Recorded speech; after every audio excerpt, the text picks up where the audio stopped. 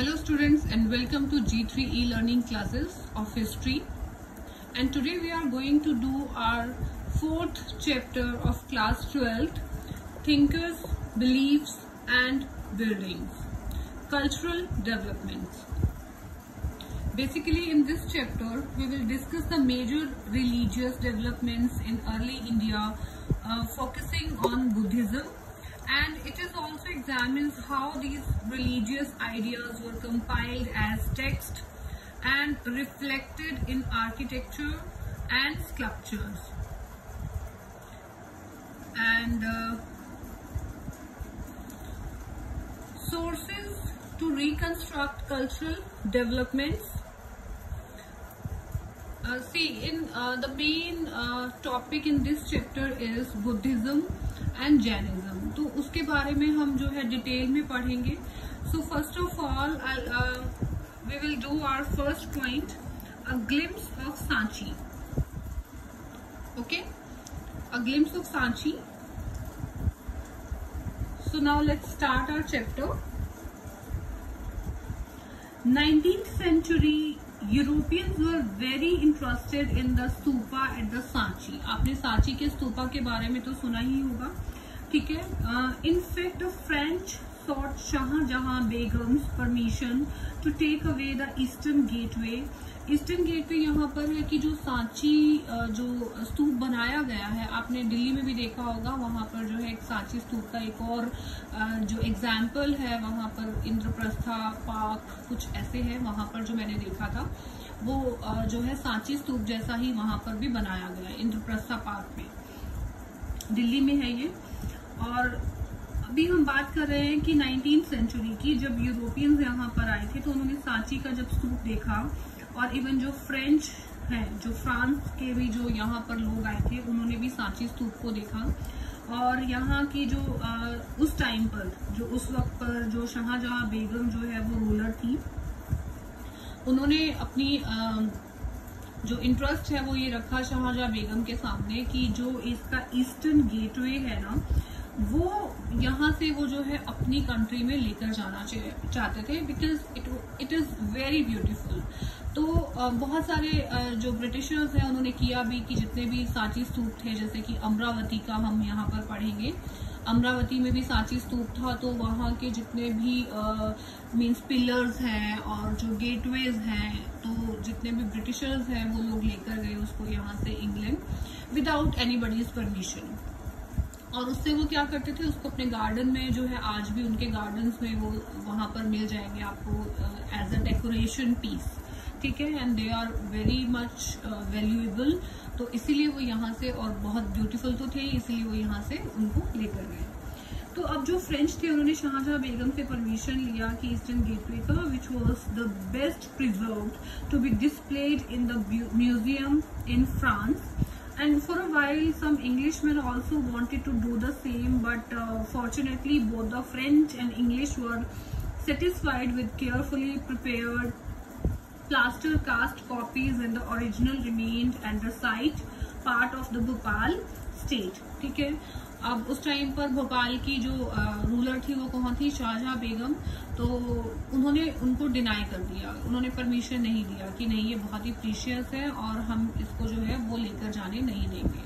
तो उन्होंने इसका अल्टरनेट क्या निकाला कि उन्होंने प्लास्टर ऑफ पेरिस, ठीक है, आपने देखा होगा ना प्लास्टर ऑफ पेरिस, तो उसकी हेल्प से जो है सेम जो पिलर्स थे और जो चीजें थी सांची स्तूप की, जो गेटवेज थे, तो उनको एज इट इज उन्होंने बनाया प्लास्टर ऑफ पेरिस की हेल्प से. तो वो उससे ही सेटिस्फाइड हो गए कि ठीक है हम यही लेकर जाएंगे. The rulers of Bhopal, Shahjahan Begum and her successor Sultan Jahan Begum provided money for the preservation of the ancient site. No wonder then that Joan Marshall dedicated his important volumes on Sanchi and Sultan Shah Jahan. She founded the museum that was built. There was as well as the guest house where he lived and wrote the volumes. She also funded the publication of the volumes. So if the stupa complex has survived, it is in no small measure due to wise decisions and to good luck of escaping the eyes of railway constructors, builders and those looking for finds to carry away to the museums of Europe. One of the most important Buddhist centers, the discovery of Sanchi has vastly transformed our understanding of early Buddhism. Today it stands testimony to the successful restoration and preservation of a key archaeological site by the Archaeological Survey of India. उस time पर क्योंकि शाहजहां बेगम ने जो है उनको permission नहीं दी, हालांकि उसने क्या किया कि उसने फंड दिए, जो सोसाइटी थी उसको फंड दिए कि जो आप है इसको प्रिजर्व कीजिए, इसकी जो मरम्मत है वो करवाइए। अब एक जॉन मार्शल थे, ठीक है, यू कैन से हिम अ राइटर, उन्होंने ना इसके बारे में जो सांची स्तूपा है ये बहुत ही ब्यूटीफुल स्प्लेंडेड थे, तो उसके बारे में जो है ना अपनी किताबें लिखी और जो सुल्तान जहान है उन्होंने भी इसके लिए जो है फंड्स दिए, उनकी वॉल्यूम्स को पब्लिश कराया और ये उन्हीं की बदौलत है जो आज इन इतने स्प्लेंडेड जो स्तूपास हैं उनको हम इंडिया में देख पा रहे हैं। अदरवाइज तो क्या होता कि जितने भी ब्रिटिशर्स थे इनको यहाँ से निकाल करके अपने यूरोप के म्यूजियम्स में इसको रखने वाले थे, और जो कि हमारी कंट्री के लिए it would not be good, right. But what is the significance of this monument? इस मॉन्यूमेंट का सिग्निफिकेंस क्या है? सांची स्तूप, ठीक है। Why was the mound, mound हम बोलते हैं देव, you can say the mound, mound होता है टीला, ठीक है, उसको बोलते हैं। Build and what did it contains, why is there a stone railing around it, और ये सारा जो है ये बहुत सारे क्वेश्चंस हैं जो हमारे सामने निकल कर आते हैं कि who built the complex और the paid for its construction, कि किसने इनको बनाया होगा, किसने इनके लिए पे किया होगा। There is a fantastic story that we can uncover at Sanchi, for which we must combine information from text, sculptures, architecture and the inscriptions. Okay, so now we will move to our next point, the background, sacrifices and debates. बहुत सारे debates हुए थे। The mid first millennium BCE is often regarded as a turning point in world's history. It saw the emergence of the thinkers such as the Zarathustra in Iran, Kongzi in the China, Socrates. See, जब बिल्कुल जब starting की हम बात करें तो starting में जितने भी ये वर्ण हमने इससे पहले जो थर्ड चैप्टर है उसमें भी हमने डिस्कस किया था कि जो वर्ण व्यवस्था है वो किसने बनाई थी? ब्राह्मणों ने बनाई थी। बट अभी हम यहाँ पर बात तो कर रहे हैं कि 600 BCE to 600 CE की। अभी यहाँ पर हुआ क्या, इस टाइम पे ब्राह्मणों ने बनाया, बहुत सारे जो विजिटर्स हैं, जो थिंकर्स हैं वो यहाँ पर आए, जो कि चैप्टर में भी नेम दिया गया है थिंकर्स, यहाँ पर आए different part of the world. जैसे मैंने अभी आपको बताया था, जरासूत्रा जो था वो ईरान से आया था, कॉन्जी था वो चाइना से था, सुकरात था, प्लूटो था, अरिस्टोटल इन ग्रीस से आए थे। तो इन्होंने ये देखा कि इन्होंने ना बहुत सारी स्टडी की। स्टडी क्या थी कि इन्होंने स्टडी क्या की कि हम जो लोग हैं, ठीक है, जो पृथ्वी पे रहने वाले, जो धरती पे रहने, जो अर्थ पे रहने वाले जो लोग हैं, उसका क्या कनेक्शन है कॉस्मिक बॉडी से, ठीक है, कि जो आसमान में तारे, सूर्य, ग्रह, नक्षत्र जितने भी हैं, तो इनका क्या कनेक्शन है, हमारा इनसे क्या कनेक्शन है। तो इन्होंने इसके बारे में स्टडी की। And this was also the time when new kingdoms and cities were developing and social and the economic life was changing in a variety of ways in the Ganga Valley. और यही time था कि जब जो cities जो है new cities develop हो रही थी इसी टाइम पर। तो these thinkers attempted to understand these developments as well. और हाँ, एक और पॉइंट बीच में मैं जो आपको बता रही थी कि जो ब्राह्मण है उन्होंने 4 वर्णों का जो स्टार्ट किया था, लेकिन इस टाइम पे जो थिंकर्स हैं उन्होंने इसको डिनाई कर दिया था बिल्कुल ही कि जो ब्राह्मणों ने अपनी फैसिलिटीज के अकॉर्डिंग जो है जो वर्ण व्यवस्था को डिवाइड कर दिया है, लेकिन ऐसा नहीं होना चाहिए। और बहुत सारे जो रिचुअल्स ये लोग बताते थे तो ये जो कॉमन पीपल है उनके लिए बहुत ही मुश्किल हो जाते थे। तो उस टाइम पे ना जो कॉमन पीपल था ना वो बहुत ही फ्रस्ट्रेटेड था कि कैसे इन सब जो आडंबरों से निकला जाए। तो यहाँ पर अब आएंगे जो आगे हम पढ़ेंगे, इसमें जो इम्पोर्टेंट पार्ट है इस चैप्टर का, बुद्धिज्म एंड जैनिज्म, ठीक है, उसके बारे में भी हम पढ़ेंगे।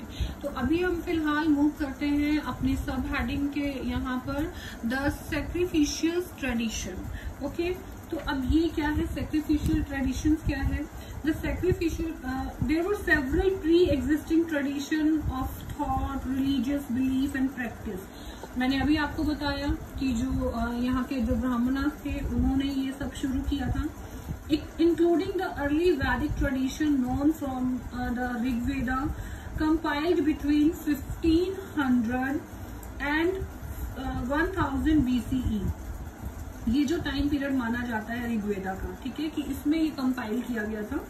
The Rigveda consist of hymns, हम सबको पता है कि इसमें मंत्र है, in praise of variety of deities, specially अग्नि देवता है, इंद्र देवता है, सोम देवता है। Many of these hymns were chanted when sacrifices were performed, where people prayed for cattle, sun, good health, long life, etc. etc.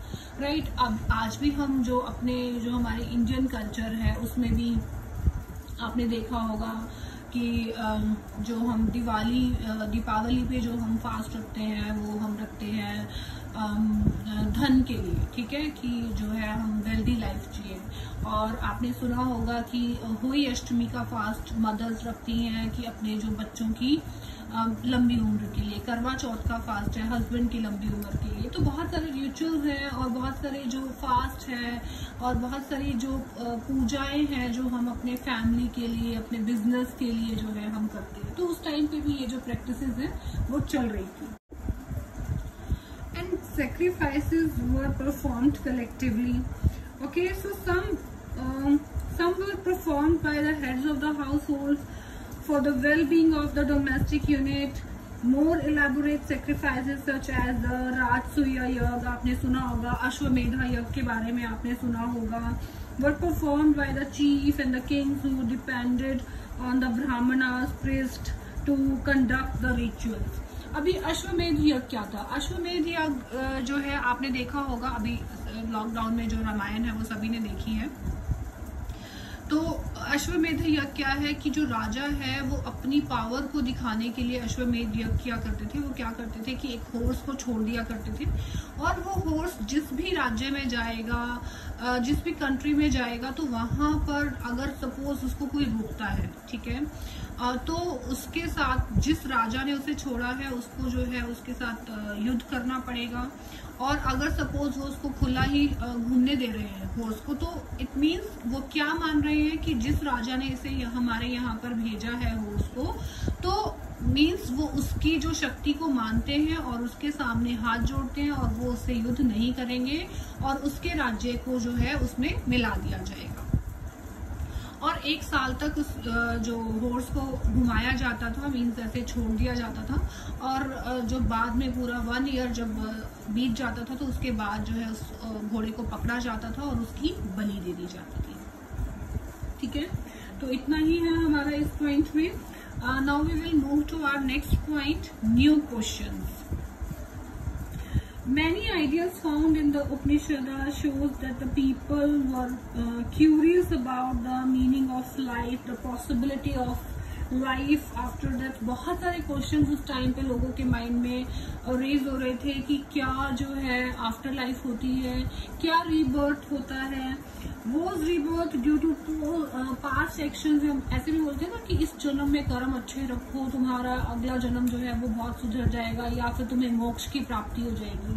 तो उस टाइम पर जो ये थिंकिंग है ना, ये उस टाइम से ही लोगों के माइंड में आ रही थी कि was the rebirth due to past action. Such issues were hotly debated. बहुत उस टाइम पर जो है इनके ऊपर डिबेट चल रहा था।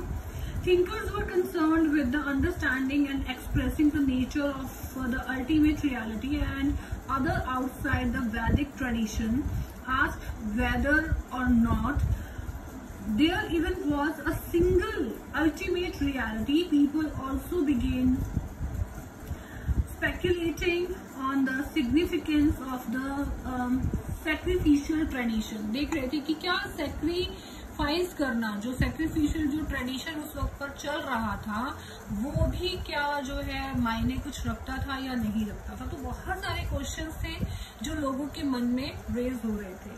नेक्स्ट पॉइंट है हमारा डिबेट्स एंड डिस्कशंस.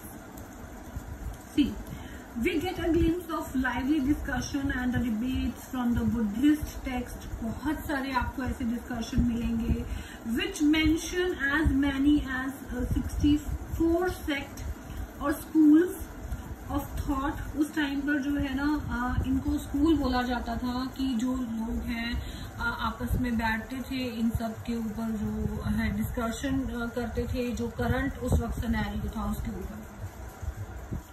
तो ये जो स्कूल जो बटे हुए थे 64 सेक्ट में बटे हुए थे. Teachers travelled from place to place, और उस टाइम पर जो ये चला रहे थे स्कूल्स, ठीक है, तो उनके जो टीचर्स हैं ऐसा नहीं कि लोगों को बुला रहे हैं और टीचिंग दे रहे हैं और जो है समझा रहे हैं कि जो आप ये कर रहे हो गलत है या सही है. तो वो क्या करते थे कि जो अपने बिलीव्स थे और अपनी जो उनकी सोच थी वो क्या करते थे, ट्रेवल करके प्लेस टू प्लेस जा करके गांव से गांव जाके जो है लोगों को ये चीजें बताते थे.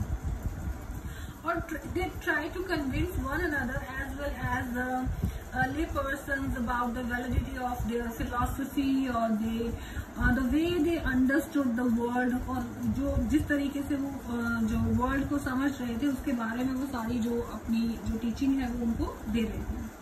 Debates took place in the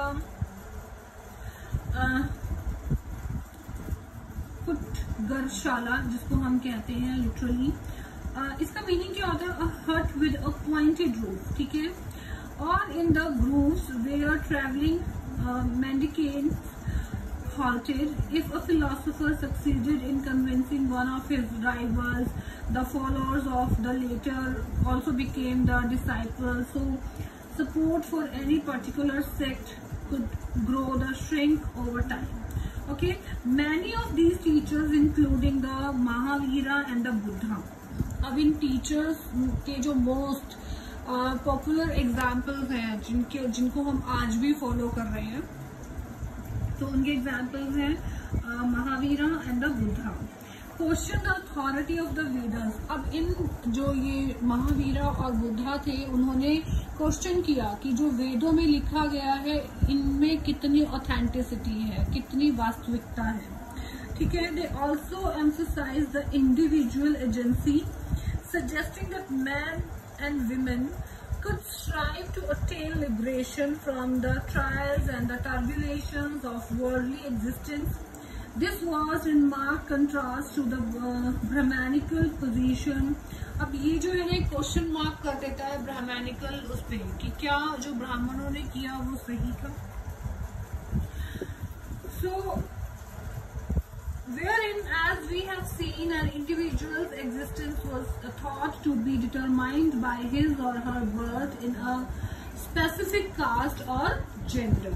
कि क्या एक स्पेसिफिक कास्ट और जेंडर में जो पैदा हो रहे हैं क्या उसी से वो रिलेट करते हैं. Our next point is beyond worldly pleasures. The message of Mahavira. अब इस में हम पढ़ेंगे पॉइंट में कि जो महावीरा है उन्होंने क्या अपने उसमें कहा है कि वर्ल्डली प्लेजर्स जो है a message of Mahavira. The basic philosophy of the Janus was already in existence in north India before the birth of वर्धमाना, who came to be known as Mahavira in the 6th century BCE. According to Jain tradition, Mahavira was preceded by 23 other teachers or Tirthankars. जो इनके teachers थे जैन के, जैन धर्म में उनको कहा जाता था तीर्थंकर्स, और जो महावीरा थे वो 24th रैंक आता था उनका टीचर्स में. literally those who guide men and women across the river of existence. The most important idea in Jainism is that the entire world is animated, means पूरे वर्ल्ड में क्या है, प्राण है, ठीक है। जो हर चीज है, इवन चाहे वो पत्थर है, चाहे वो लकड़ी है, वाटर है, कुछ भी है, उन सब में क्या है, प्राण है। ये इस फिलॉसफी पे बिलीव करते थे। इवन स्टोन्स, और आज भी करते हैं, even stones, rocks and water have life. Non-injury is living being, especially to humans, animal, plants and insects, is central to Jaina philosophy. In fact, the principle of ahimsa emphasized within Jainism has left its mark on the Indian thinking as a whole. According to Jaina teaching, the cycle of birth and rebirth is shaped through karma. और यही चीजें जो हमारे जो बड़े हैं वो आज भी हमें सिखाते हैं कि जो जन्म और मरण है वो सब हमारे कर्मों के ऊपर डिपेंड करता है। आप अगर किसी को परेशान करते हैं, किसी को दुखी करते हैं, तो आपके जो कर्म है वो दुखी हो जाएंगे, खराब हो जाएंगे, सॉरी नॉट दुखी हो जाएंगे, खराब हो जाएंगे। And asceticism and the penance are required for free oneself from the cycle of karma. Means जो आपका ब्रह्मचर्य है, ठीक है, वो डिपेंड करता है आपके कर्मा का जो साइकिल है उससे आपको फ्री कर देता है ब्रह्मचर्य। This can be achieved only by the renouncing the world. Therefore, monastic existence is a necessary condition of salvation. Jaina monks and nuns took 5 vows. 5 कसम लेते हैं to abstain from killing, जो है किसी की हत्या नहीं करेंगे, stealing, चोरी नहीं करना, झूठ नहीं बोलना, to observe celibacy, and to abstain from possessing property. Celibacy क्या है, ब्रह्मचर्य, और possessing property की प्रॉपर्टी भी नहीं जोड़ेंगे। तो ये 5 टीचिंग है जो जैन धर्म में जो है बताई गई है। और जो जैन धर्म में ये भी माना जाता है कि अगर आप जो सांस ले रहे हैं, आपने देखा है ना कि बहुत सारे जो लोग हैं जैन धर्म में वो अपना जो इवन जो फेस है उसको भी कवर करते हैं, ठीक है, जो मुंह है उसको कवर करते हैं कि ताकि जो उनकी सांस, नोज को भी कवर करते हैं और मुंह को भी, ताकि उनकी सांस से भी जो हवा में फैले हुए जो यू कैन से जो जीव होते हैं वो भी जो है उनके सांस के थ्रू अंदर जाके मर नहीं जाए। तो वो इन छोटी छोटी चीजों का भी बहुत ज्यादा ध्यान रखते हैं और बहुत ही डिफिकल्ट प्रैक्टिस है ये, जो है पूरा टाइम इसको मुंह पर बांध के रखना seriously. So now it's first subheading is the spread of Jainism. Gradually, Jainism spread to many parts of India. Like the Buddhist, Jaina scholars produced a wealth of literature in a variety of languages: Prakrit, Sanskrit, Tamil. For centuries, manuscripts of these texts were carefully preserved in libraries attached to temples. Some of the earliest stone sculptures associated with religious traditions were produced by devotees of the Jaina Tirthankaras and have been recovered from several sites throughout the subcontinent. तो ये पूरे India में जो ये धर्म है ये फैला हुआ है, और ये जो अपनी टीचिंग है और जो इनकी लैंग्वेजेस थी वो क्या थी, प्रकृत, संस्कृत एंड तमिल। और फॉर सेंचुरीज जो है, बहुत सेंचुरीज से जो है इनके ऊपर मैन्युस्क्रिप्ट्स लिखी गई हैं इनके द्वारा, जो कि जिनको जो है प्रिजर्व किया गया है लाइब्रेरी में बहुत ही केयरफुली। और ये बहुत ही अच्छी जो टीचिंग है, इस मीन्स ये जो धर्म है ना, जैनिज्म एंड बुद्धिज्म, इससे लोगों को इन्होंने बहुत हद तक जो फ्री भी किया है। क्योंकि मैंने आपको पहले भी बताया कि जो ब्राह्मणस हैं ठीक है, उन्होंने जितने भी डिफिकल्ट, ऐसा नहीं है कि बिल्कुल ही जो ब्राह्मणा ने किया वो बिल्कुल ही गलत वे में उसको जो सोसाइटी को लेकर जा रहे थे और अपना ही जो फायदा है वो देख रहे थे, बट कुछ एक जो कि मनी माइंडेड जो लोग होते हैं ना, तो वो समहाउ कुछ ना कुछ जो मोल्ड अपने धर्म में कर देते हैं और जो कॉमन पीपल है उनको परेशान करना उन्होंने स्टार्ट कर दिया था। तो उससे कहीं ना कहीं जो ये जो धर्म है इनको बचाने वाले थे।